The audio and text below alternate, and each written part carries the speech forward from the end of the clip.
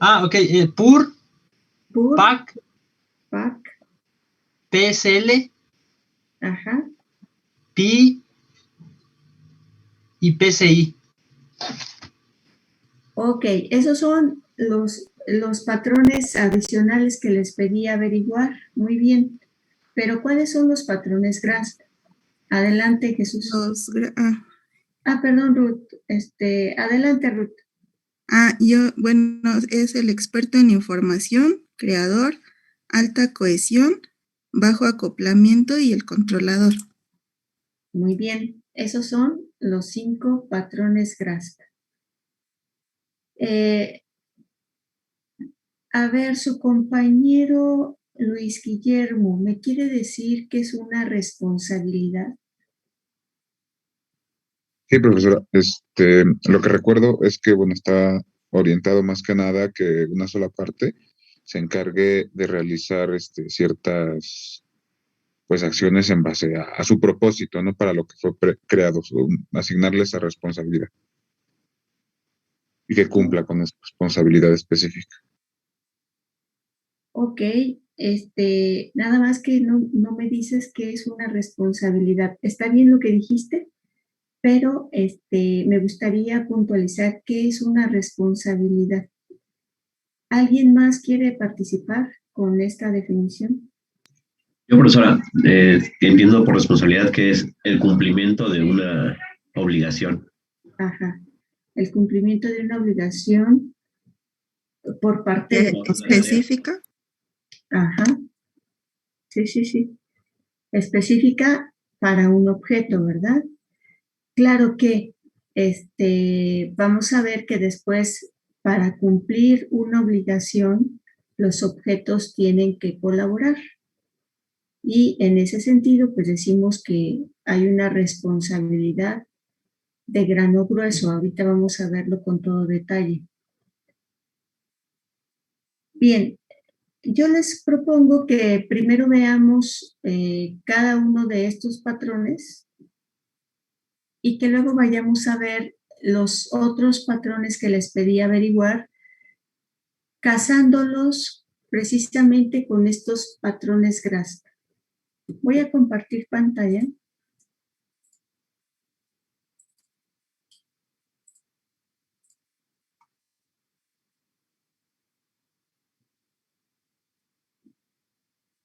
Muy bien. Como bien señalaba Octavio, GRASP, por sus siglas en inglés, General Responsibility Software Assignment Patterns. En español, traduciríamos como patrones generales de software para asignar responsabilidades entre las clases que conforman el diseño de una solución orientada a objetos. Ya nos señalaba Ruth, los patrones GRASP son 5: experto en información, creador, alta cohesión, bajo acoplamiento y controlador.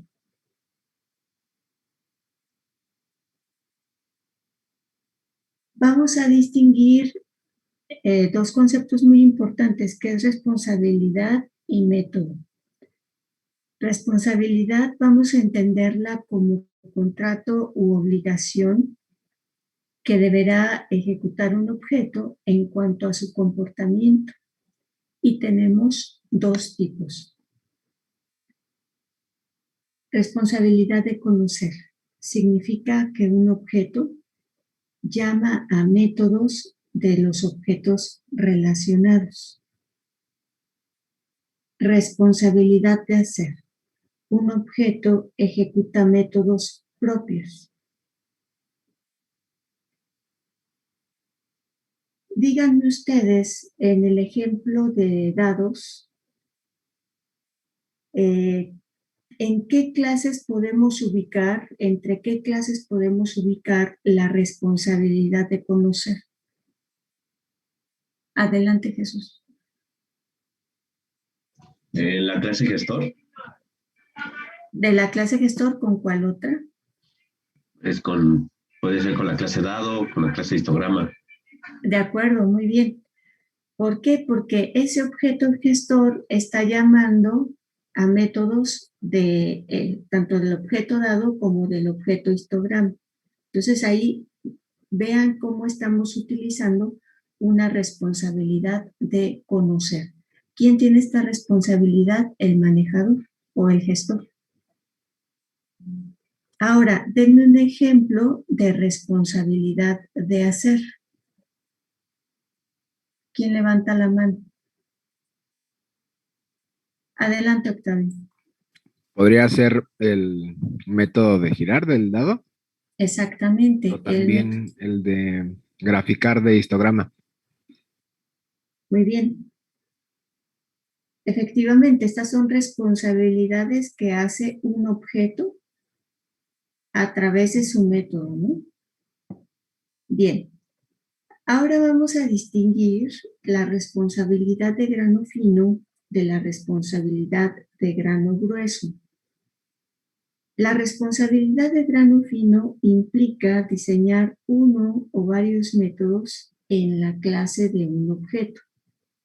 Es decir, cuando estamos nosotros descubriendo una clase, ¿se acuerdan de nuestro ejercicio de las frases nominales? Ahí nosotros, además de identificar los atributos, empezamos a vislumbrar sus operaciones. Entonces, estábamos definiendo las responsabilidades de grano fino para cada una de las clasecitas que identificamos a partir de nuestra técnica. Después tenemos responsabilidades de grano grueso. Esto implica diseñar varios métodos en diferentes clases de objetos. Entonces, observen que esta parte también la estuvimos analizando, la estuvimos definiendo en este análisis de frases nominales y de frases verbales, en donde veíamos que solo a través de la colaboración entre dos clases se podría cumplir una responsabilidad mayor. Entonces, en el caso de los dados, díganme ustedes dónde identifican la tarea para identificar una responsabilidad de grano grueso.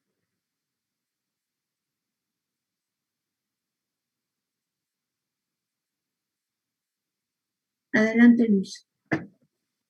Por ejemplo, cuando ya se tienen las frecuencias por parte de la clase, hace relación también con la de caras, el sistema gestor toma lo que es también la clase de histograma para junto pues formar lo que es el resultado final, ¿no?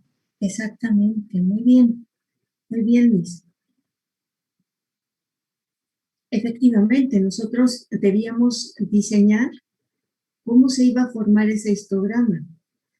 ¿Quién era esa entidad que conserva la información de la cual vamos a recuperar para finalmente formular el histograma? Perfecto. Ya ven cómo a través de un ejemplo que han desarrollado podemos empezar a cazar los conceptos. Es mucho más fácil entender los conceptos teniendo un ejercicio resuelto del cual podemos empezar a hacer asociaciones. Y con ello yo les aseguro que no van a olvidar los patrones GRASP ni lo que vamos a estudiar a continuación en nuestro curso. Me alegra mucho que este ejercicio les haya significado sustancialmente. Bien, ahora sí ya vamos a entrar a los patrones. Me gustaría que alguien me dijera brevemente qué entendió por el patrón experto en información.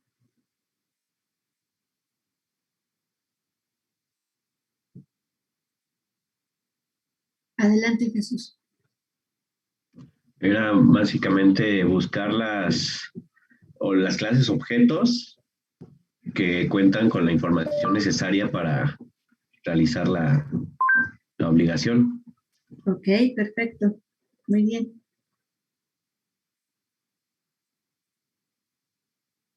lo vamos a poner en términos de la regla que marca al establecer un patrón, que es poner problema, solución y consecuencias. El problema que resuelve el experto en información es cómo asignar las responsabilidades a los objetos. Estamos hablando de clases en el momento de diseño. Vamos a asignar una responsabilidad a la clase que tiene la información necesaria para realizar la operación en cuestión. Por ejemplo, recuerdo claramente cuando estábamos analizando a la clase cara, que algunos decíamos, no, pues es que probablemente no tenga sentido hacer una clase. Sin embargo, dimos el argumento de que gracias a la definición de esta clase nosotros podíamos definir tantas caras como fuera necesario en un dado dinámico. Entonces, la clase cara es experta en darnos el valor que guarda su cara.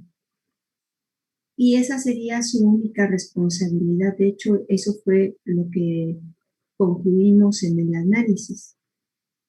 En tanto que el dado, si se dan cuenta, dijimos, es que el dado debe tener la capacidad de girar, debe tener la capacidad de darnos todas las caras que forman parte de él. Pero claro, al decir quiero que el dado me dé todas sus caras, ya estoy relacionándolo con la clase cara. Pero por supuesto que a partir del dado yo podría conocer las caras. Entonces vamos asignando las responsabilidades a partir de quienes cuentan con la información. Las consecuencias no nos vamos a meter tanto en ellas, pero me parece importante que las conozcamos. Consecuencias de usar este patrón. En algunas ocasiones se sugiere al experto para realizar una operación, pero esto implica alto acoplamiento y baja cohesión. Ese es un riesgo que se puede dar cuando estamos haciendo el análisis, pero a mí me parece, jóvenes, que no es tan relevante esta consecuencia o este posible riesgo. Vámonos ahora al creador. Por favor, ¿quién quiere expresarme lo que entendió del creador?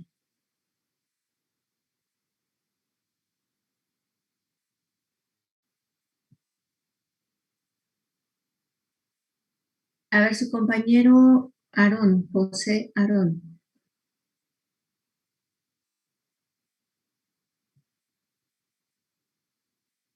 Sí. ¿Qué es el creador? El patrón creador.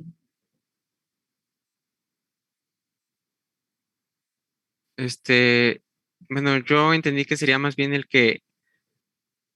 Ay, bueno, es que me pongo nervioso cuando no domino el tema. Pero tienes tu tarea, ¿no? A la mano. Sí, pero pues, aún así. Bueno, más bien, yo entendí que sería como el responsable de asignar o crear las instancias, ¿no? Por ejemplo, Ajá. ya sea de que B contenga A o las agregaciones o todo eso, ¿no? Muy bien. Efectivamente, el problema que se postula es quién debería ser el responsable de la creación de una nueva.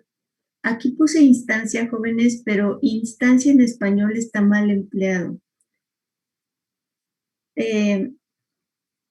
Instance del inglés, su traducción correcta es ejemplar. Entonces, voy a corregir este error porque no es instancia, es ejemplar, ¿ok? ¿Quién debería ser el responsable de la creación de un nuevo ejemplar de alguna clase? Sí, Octavio, no hay traducción directa, no es un cognado. Instance del inglés se traduce como ejemplar. ¿Cuál es la solución? Sí. Asignar a la clase B la responsabilidad de crear un ejemplar de la clase A si se cumple lo siguiente. Si B agrega objetos de A, si B contiene objetos de A, si B tiene los datos de inicialización que pasará a un objeto A.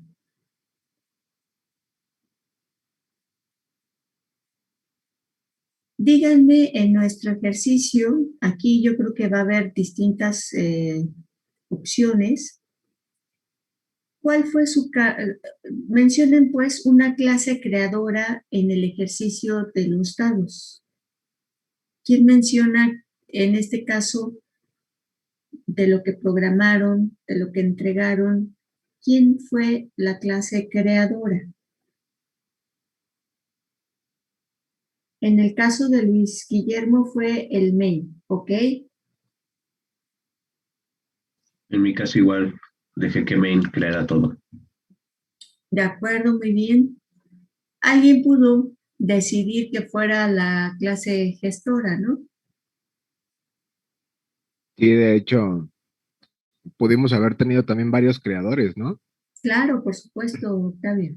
Varios creadores. Ujú. Sí, porque para mí mi gestor, como está compuesto de un arreglo de dados y un histograma, pues es el gestor el que me crea Esos eh, ejemplares. sí, esos ejemplares justamente. Ujú. Pero a su vez también histograma está hecho de,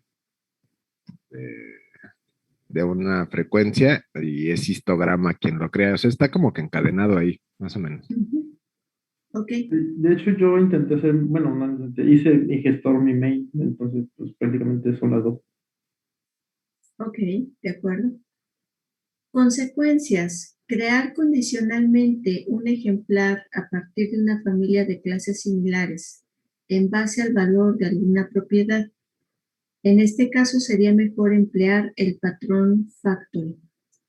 Bueno, aquí nada más hago un breve breviario. Jóvenes, ahorita empezamos a hablar de patrones como estas buenas prácticas al programar, pero van ustedes a conocer a lo largo de su carrera que existen patrones de diseño de software que les ayudan a solucionar los problemas porque estos patrones ya han sido probados y cuando ustedes se encuentren ante una situación similar a la que plantea el patrón de diseño de software, ustedes lo pueden integrar a su solución.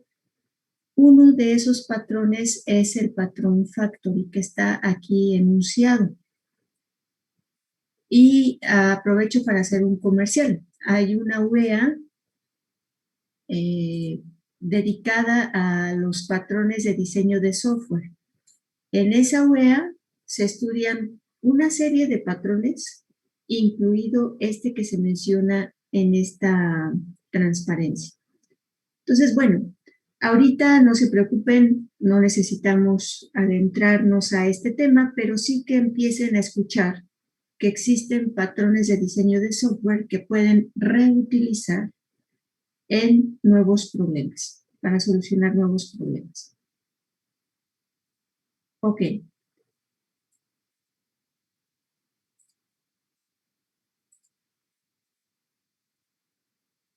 Vamos ahora al de alta cohesión. ¿Quién me explica qué es la cohesión? ¿Qué se entiende por cohesión?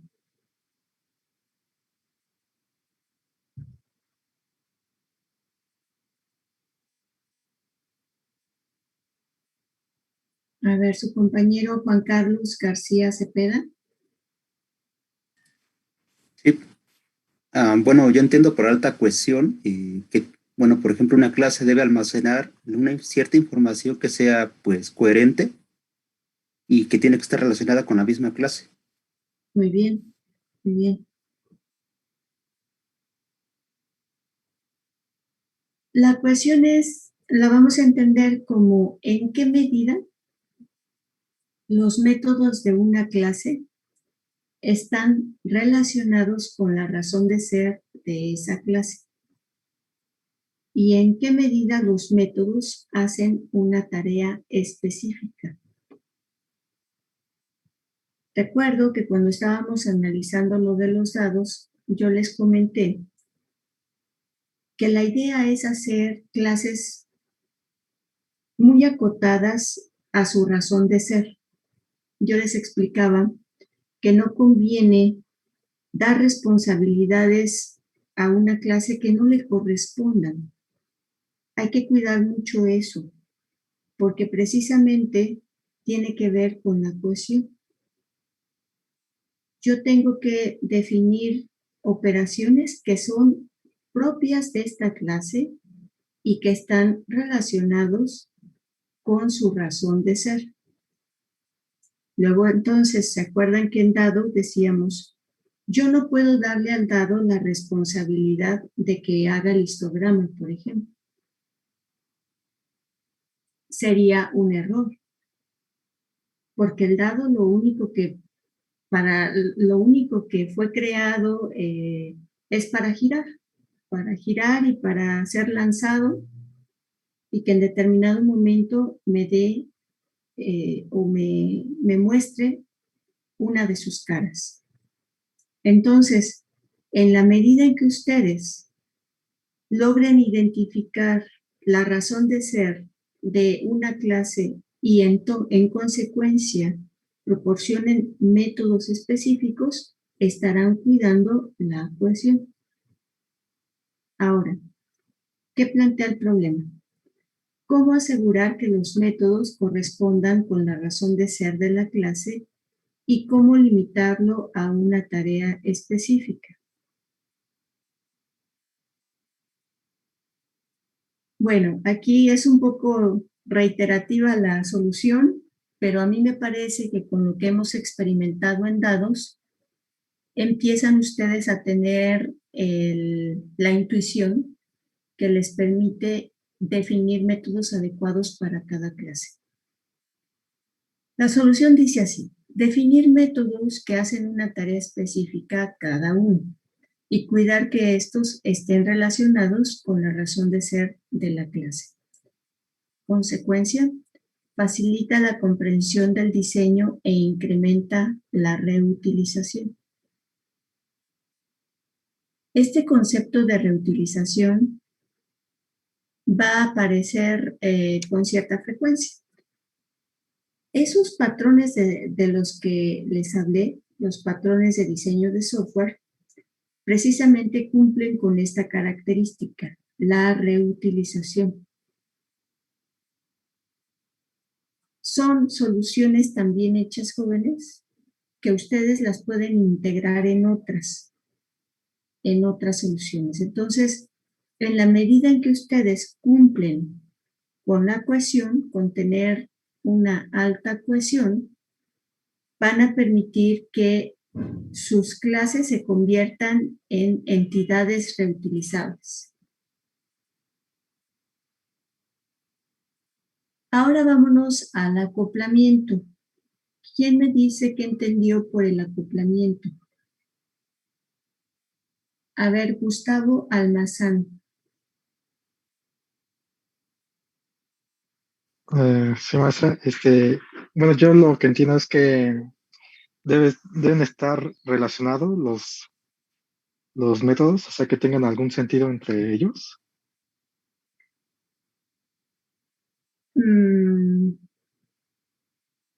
No precisamente. A ver, vamos a escuchar otra definición. A ver, su compañero Omar Alejandro Ruiz.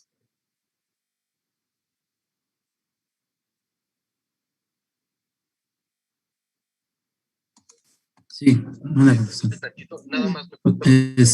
Bueno, yo entendí que el acoplamiento es de que deben estar vinculadas las clases con otras Y si una clase es modificada, por ende también las otras deben ser modificadas, que dependen de clases.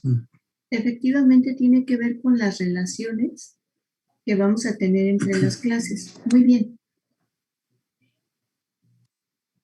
Pero vamos a ver que el acoplamiento es la cantidad de relaciones que una clase mantiene con otras clases. La cantidad de relaciones determina el grado de dependencia de una clase. Fíjense que aquí parece hasta contradictorio, porque uno pensaría, bueno, ¿qué tal que yo tengo una clase que se relaciona con muchas? Si eso es así, entonces estoy teniendo alto acoplamiento. ¿Cuántas relaciones se consideran adecuadas? Tal y como dice el problema, ¿cómo limitar la dependencia entre las clases? Bueno, la solución está fuertemente relacionada con el concepto de cohesión, jóvenes. Y van a ver ustedes que está súper bonito porque en la medida en que ustedes mantengan una alta cohesión, el acoplamiento va a disminuir. La solución dice así: tratar una responsabilidad con varias clases expertas en información que tengan alta cohesión, evitando que una sola de ellas mantenga todas las relaciones con el resto de las clases. Algunas consecuencias. Inciso A, limita el impacto en el cambio de requerimientos e incrementa la reutilización del código. Inciso B, un riesgo es tratar de disminuir el acoplamiento donde no hay motivos realistas. Ok, en este inciso B, lo que quiere decir es que si ustedes observan que una clase tiene demasiadas relaciones, primero, mejor revisen si esas clases tienen alta cohesión. No intenten deshacerse de las relaciones porque entonces, al tratar de disminuir el acoplamiento, probablemente incrementen la baja cohesión. ¿Sí me explico? Entonces, no se guíen por las relaciones. Mejor váyanse a analizar si las clases expertas en información en realidad están bien hechas y después váyanse a ver las operaciones. Las operaciones que le estoy asignando a cada clase son las correctas y en esa medida es que ustedes podrán bajar el acoplamiento. En caso de que alguna de las clases no esté bien cuidada, que no cumpla con la alta cohesión, pues entonces ustedes podrán hacer los cambios pertinentes.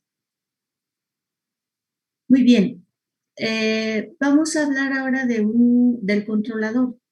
¿Quién me dice qué es el controlador? Adelante, Octavio. Maestra, antes de que pasemos al controlador, yo tengo una duda sobre el de acoplamiento. Cuando en un programa, le voy a poner de ejemplo este que estamos haciendo, se manejan varias relaciones de composición, pero vamos a llamarles en cascada. O sea, en este caso yo tengo gestor con histograma y con el arreglo este de dados, ¿no? Y pues dado con cara y el histograma con frecuencia. Cuando se dan así ese tipo de relaciones en cascada, esto no es bajo acoplamiento, ¿no? Porque yo lo que siento es, si llegara a borrar, por ejemplo, frecuencia, pues tengo que cambiar histograma, justamente porque histograma está compuesto por frecuencia.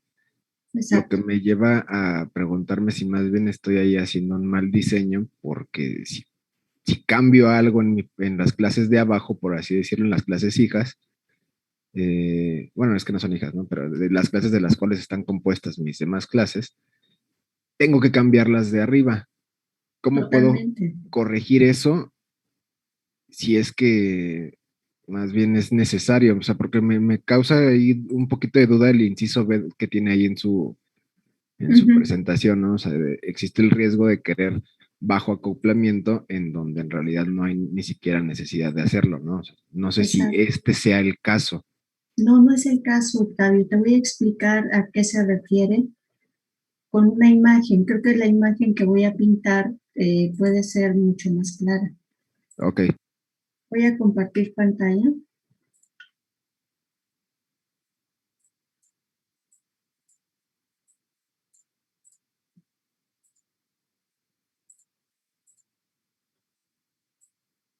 Ese inciso B se refiere a tener algo de este estilo. Imagínate que aquí está una clasecita,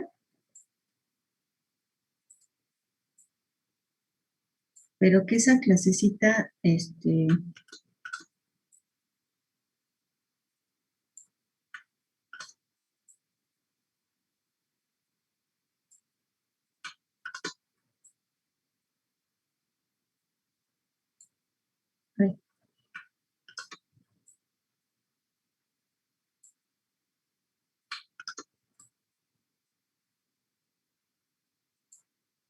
voy a poner solo estas. Imagínate que esta tiene relación con todas las demás. Imagínate un gestor que orquesta muchísimas clases.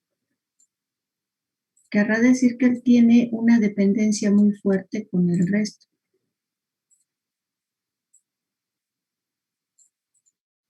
¿Sí me explico? Ajá, sí, sí. O sea, ella tiene demasiadas relaciones con otras. Entonces, probablemente, ¿qué pienso yo cuando veo algo así? Que probablemente hay operaciones en este gestor que debería hacer lo otro.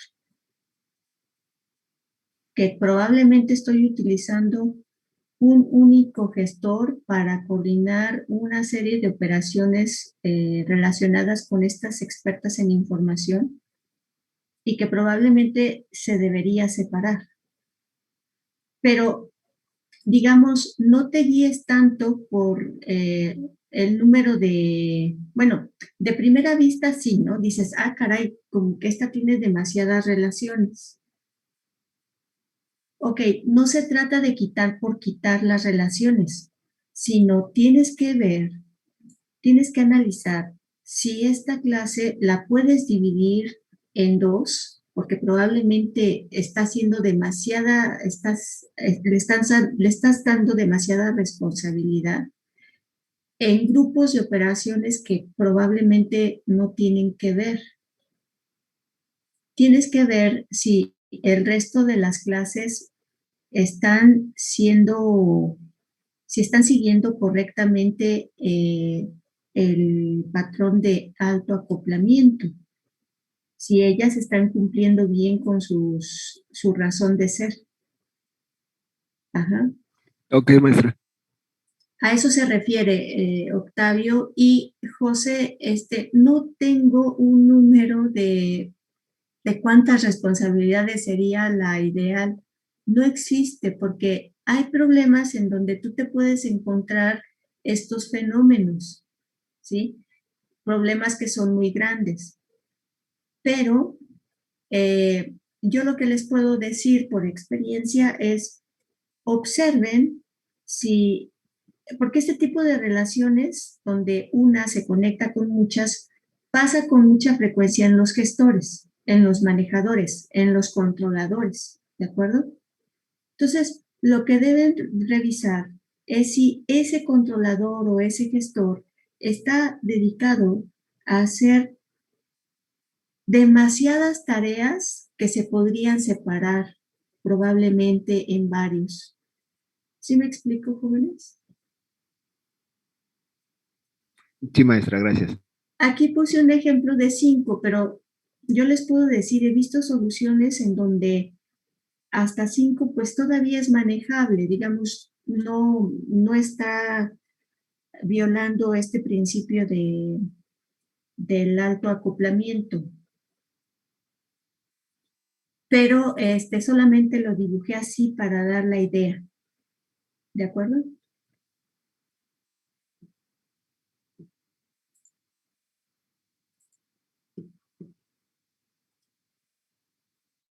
poco a poco ustedes van a ir teniendo más experiencia, jóvenes, y les aseguro que en la medida que ustedes vayan cuidando el tener clases con alta cohesión, el acoplamiento baja muchísimo, muchísimo. Bien, ahora sí nos vamos al controlador.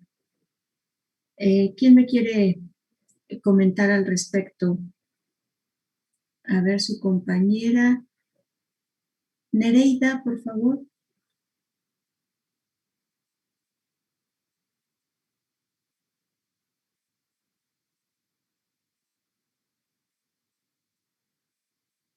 Nereida Santiago, ¿me escuchas?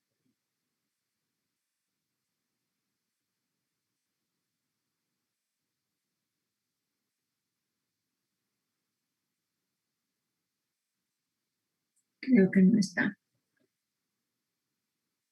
A ver, Jimena, por favor.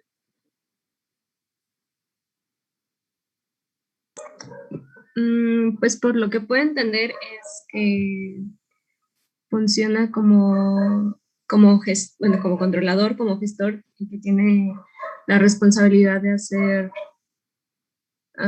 diferentes métodos de otras clases. Más o menos. No es del todo correcto. Vamos a verlo juntos. El problema. ¿Qué clase debe ser la responsable de gestionar un evento de entrada al sistema? Fíjense cómo está relacionada con las entradas del usuario, jóvenes.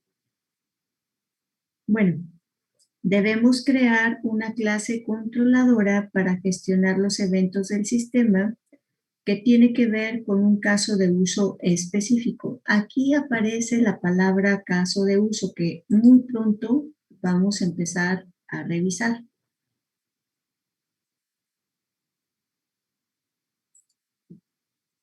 Caso de uso.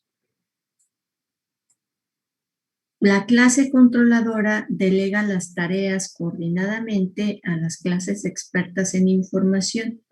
Esta clase se define en la capa de dominio, es decir, en la lógica de la aplicación.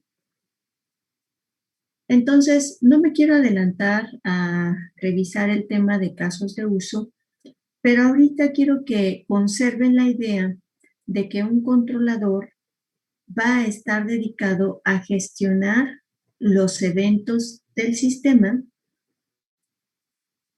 que tienen que ver con las entradas que nos va a dar el usuario. ¿Sí queda claro qué hace el controlador, jóvenes?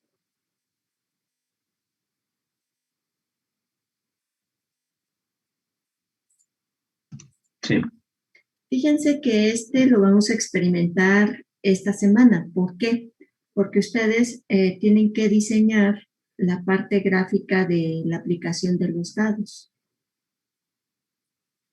En este caso van a necesitar definir un controlador que probablemente, muy probablemente sea el que ya tienen, esa clase gestor, pero van a tener que adaptar algunas cosas o bien utilizar otro. Existen esas dos posibilidades. Consecuencias. Asegura que la lógica de la aplicación no sea manejada en la capa de presentación, pero un riesgo es que la clase controladora sea diseñada con baja cohesión. Esto es lo que yo les ponía como ejemplo en ese diagrama de las clases en azul, jóvenes. Yo lo que he visto es que siempre que tenemos una clase controladora, en ocasiones le damos demasiada responsabilidad. Entonces, la idea que nos dan acá arriba de que para cada caso de uso definamos un controlador, a mí me parece que debemos seguir esta regla para evitar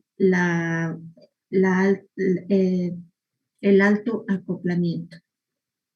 Pero bueno, vamos a ir experimentando esto con el ejercicio que esta semana tienen que realizar. Bien, vámonos ahora a código cerrado para la modificación.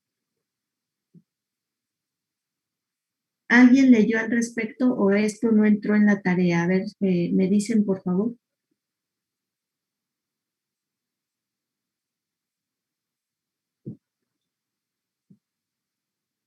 Disculpe, ¿cuál, Según perdón? yo no era de la tarea. No, ¿verdad? Ya no viene en la tarea. Ok. Pero díganme ustedes, ¿qué entienden por código cerrado para la modificación? ¿Alguien tiene alguna idea?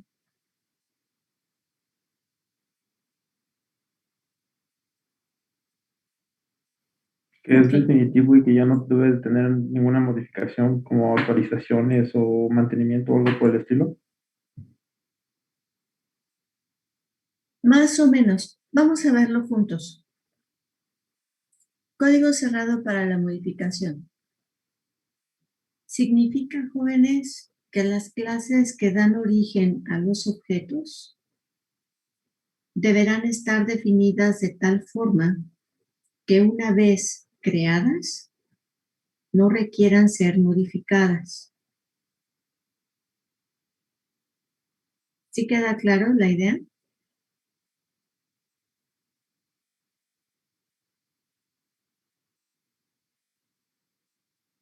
En el caso del dado, ¿ustedes creen que la clase dado, aunque yo utilice este dado para el juego de la oca, imagínense que estamos programando el juego de la oca? Por cierto, ¿sí conocen el juego de la oca? Sí, sí, me acuerdo de ¿Sí? Ok. Bueno, es que como ya ustedes no son de juegos en papel, me preguntaba si los conocen, jóvenes. Era como serpientes y escaleras, ¿no? Sí, exactamente, serpientes y escaleras. Imagínense que el dado lo quiero usar para ahora estamos construyendo el juego de serpientes y escaleras y necesito un dado que que permita a un par de jugadores o n jugadores estarlo lanzando. ¿Ustedes creen que por llevar mi dado a ese juego tenga yo que modificar a mi clase dado y a mi clase cara?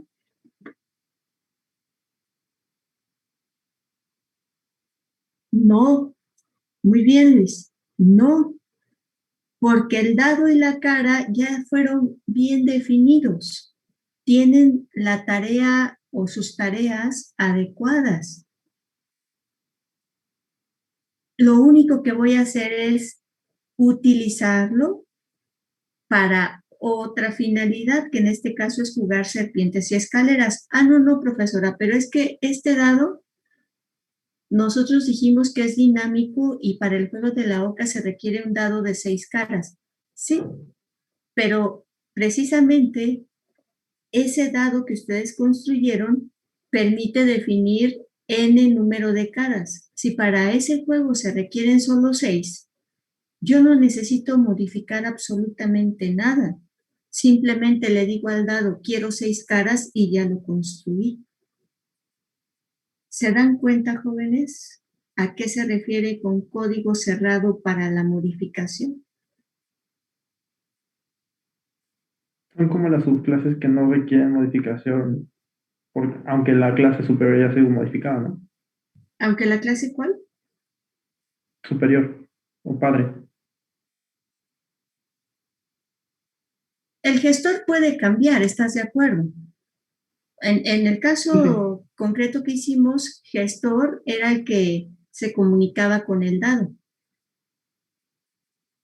Pero yo, el dado y la carita, esas clasecitas, yo las puedo mover y llevármelas a otro programa. Y va a seguir funcionando el dado. Entonces, ese código del dado, jóvenes, y la cara, no requiere modificación.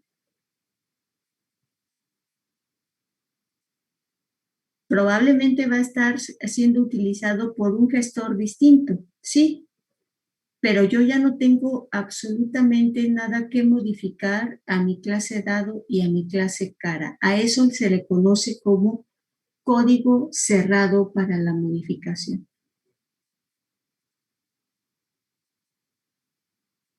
¿Sí queda claro para todos? Un ejemplo serían los paquetes, ¿no, maestra? ¿A qué paquetes te refieres? No sé, como por ejemplo los de array o todos los que importamos si es que son necesarios en algún punto.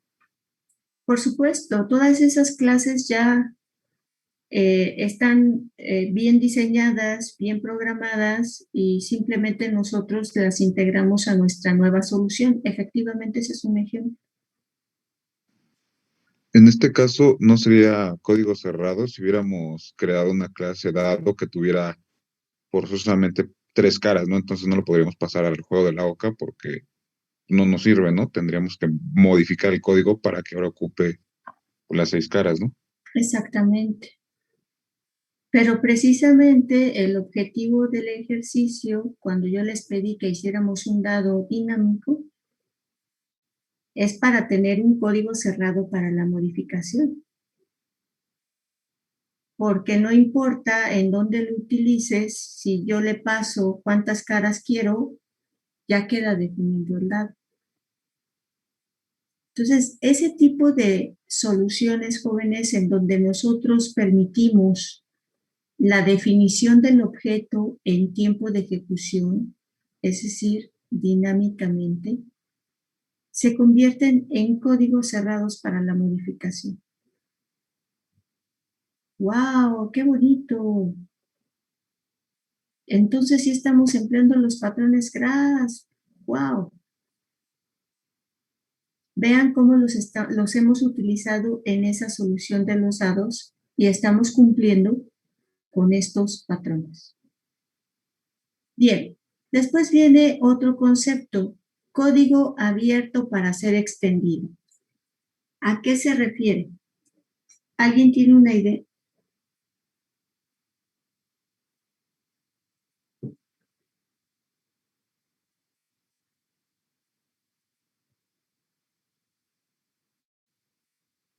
Dice código abierto para ser extendido.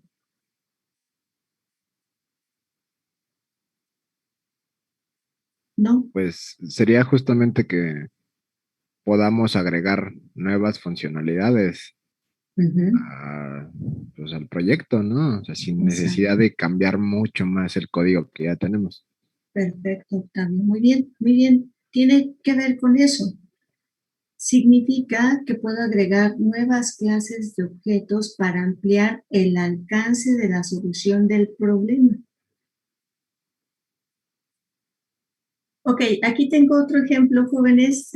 Estoy haciendo referencia a otro ejemplo, pero llevémoslo al nuestro.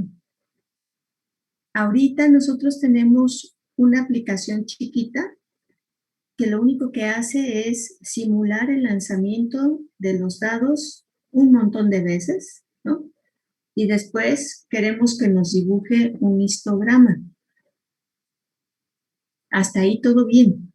Pero ¿qué tal que ahora quiero llevar esta solución a ser extendida?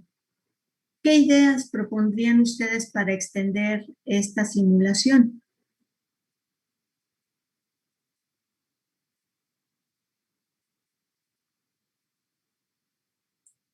Ok, lo que van a hacer ahora de ponerle una interfaz gráfica bonita en donde a lo mejor alguien dice, es que yo quiero ver girar los dados, ¿no? Que gráficamente parezca que están cayendo los dados. Bueno, esa es una extensión, ¿no?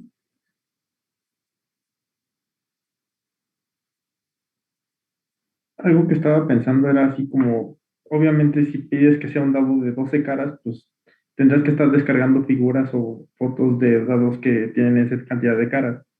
Tal vez un generador de diseño 3D que genere el dado tal cual. Muy bien, Emiliano. Exactamente. Entonces, observen cómo En la medida que nosotros tengamos un diseño con alta cohesión, con bajo acoplamiento, con clases expertas en información, que diseñemos un controlador, en esa medida nosotros vamos a poder extender la solución y llevarla pues al nivel que ustedes gusten. Y después podría esto ser un paquete, como bien señalaba su compañero, una biblioteca que después pueda ser utilizada en otras soluciones. Así es como se construye, jóvenes, la computación en nuestros días, ¿cierto? Vamos teniendo soluciones y vamos integrándolas a nuevos problemas. Esa es la idea. ¿Dudas hasta este punto?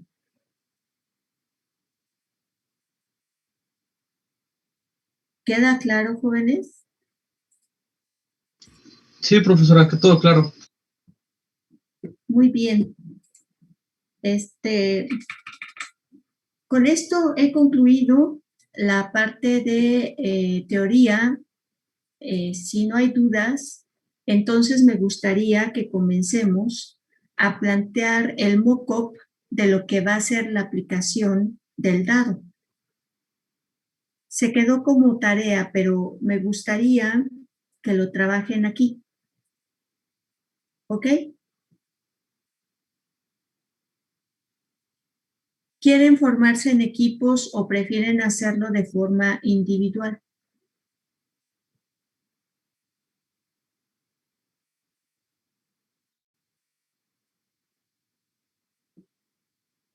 Jóvenes. Dice Ruth que ella prefiere individual. Ok.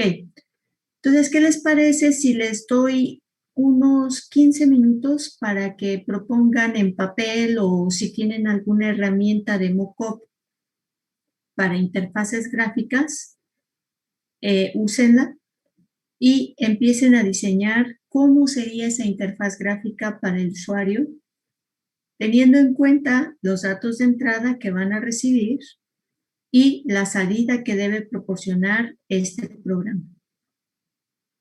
¿De acuerdo, jóvenes?